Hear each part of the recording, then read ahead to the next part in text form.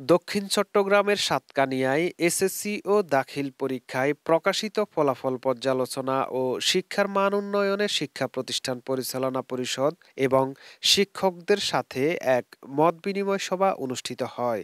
রবিবার সকালে সাতকানিয়া উপজেলা পরিষদ হলরুমে এই সভা অনুষ্ঠিত হয়।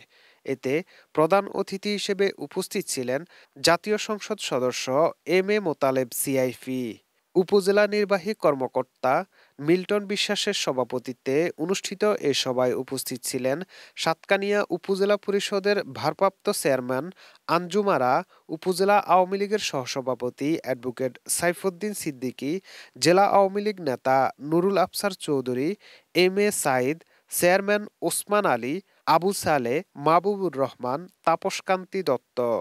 এছাড়াও বিভিন্ন শিক্ষা প্রতিষ্ঠান পরিচালনা পরিষদের সভাপতি ও প্রধানবৃন্দ উপস্থিত ছিলেন। সভায় MP M A Motaleb CIP বলেন, কেন আসে না, কেন লেখাপড়া করতেছে না, কি সুবিধাগুলো নিয়ে আপনারা বিস্তারিত আলোচনা করতে পারবেন। তাহলে শিক্ষার মান অবশ্যই ছেলেটা জোরে পড়বে না, শিক্ষার মানটা উপরে উঠবে।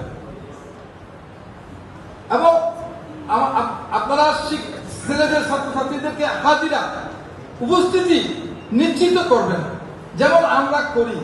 একজন শিক্ষককে, প্রফেসরকে 50 জন করে ছাত্র দিয়েছি। এই 50 জন আসে কিনা না আসে আপনি মনিটরিং করেন, ওনার মা বাপকে টেলিফোন করেন, এবং এত টেলিফোন করে মা বাপ পর্যন্ত অদিষ্ট হয়ে যায়, বিরক্ত হয়ে যায়। তারপরে আপনারা করেন, দেখবেন উপস্থিতি বাড়বে। যে মাত্র উপস্থিতি বাড়বে, সে ছেলেটা ডেভেলপ হতে কোনো অসুবিধা নাই, কোনো অসুবিধা হবে না। এই জন্য আপনারা দয়া করে অভিভাবক সমাবেশটি করবেন।